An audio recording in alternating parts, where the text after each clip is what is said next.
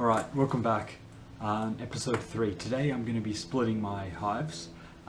These hives that are on my property are really large, so I pretty much have to do it this time of year, otherwise they're going to swarm, and I live in a residential area, so it's not really nice if 40,000 bees go to my neighbour down two houses. I've got everything ready, so if we come out here, let's grab my glasses, we have the boxes that I'm going to move them into. I plan to take out 5 frames, so 3 of those frames are going to be brooding frames with some eggs in there too, and the 2 frames on the outside that I'm going to take out from each hive are just going to be honey frames to give them a little bit of reserves to go. I've already got the straps ready. Those tin sheets are where I'm going to put these super boxes just for the time being, so they don't get around the grass too much. All my stuff's ready. The spare frames that I'm going to be replacing, I'm just keeping them in the shade here so they don't get too melted. And here's the other one that I'm going to be filling up.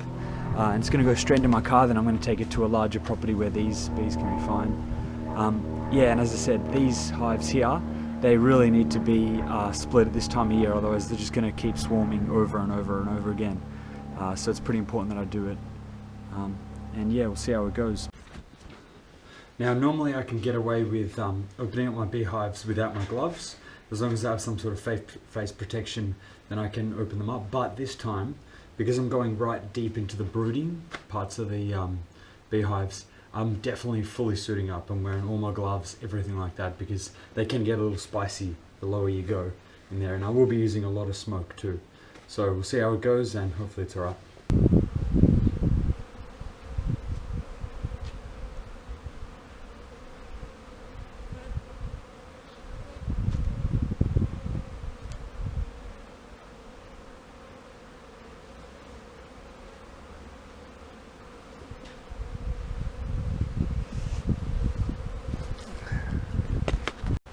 Now I've just opened them up and they've gone in a little bit, but I can already see they're a lot fuller from the last time that I've opened them only like 2 weeks ago.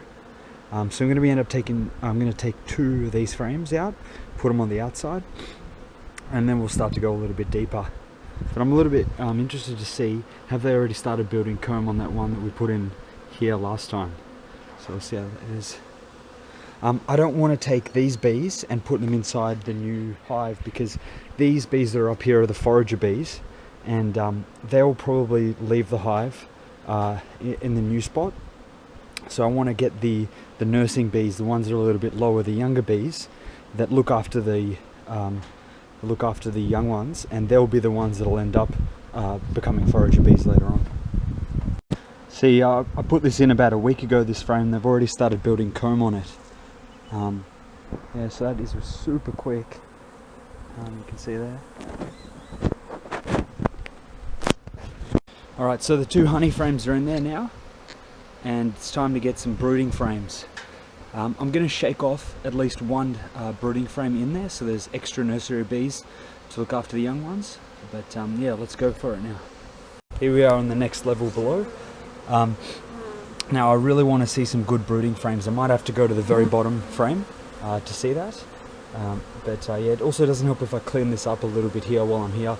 Make it a little bit easier when I'm harvesting. That's cleaned up a bit. Alright, let's go looking for some brooding frames. Now I think it's a good sign because I saw 1 larvae opened up here before. So I reckon there will be a few in here. We'll start in the middle ones where they normally start and move out. Now I've actually crushed 1 bee, but that's a beautiful brooding frame there. Should be good. I'd like to shake at least 1 of these ones into that box there. But that's a good one there. Alright, so I've just put this box in the shade, and they're ready to move to their new home.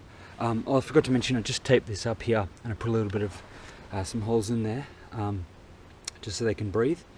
And now we're on to the larger, slightly more aggressive hive.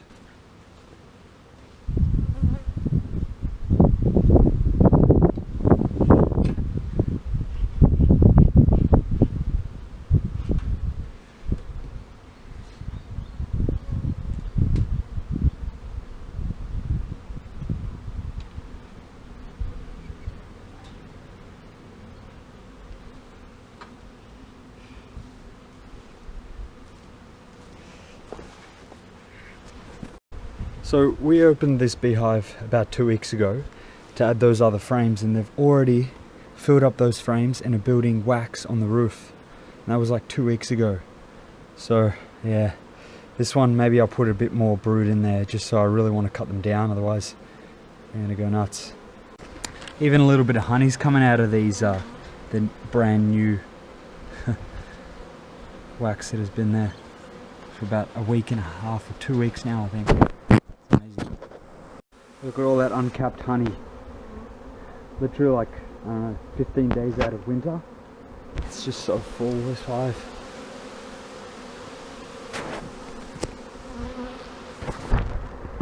This is the annoying thing about the 10 frame boxes. I mean, this thing probably weighs like 35 kilos and I've already taken 2 whole frames of honey out. So yeah, that's why I like the 8 frames a lot better. It's just a lot easier to move around. So same deal with this. I see some larvae, which is looking good for the split, but I'm just going to tidy this up because when it comes to harvesting, it'll make life a lot easier that the frames just pop out straight away. Right, let's get to it. I can see a queen cell developing on this frame.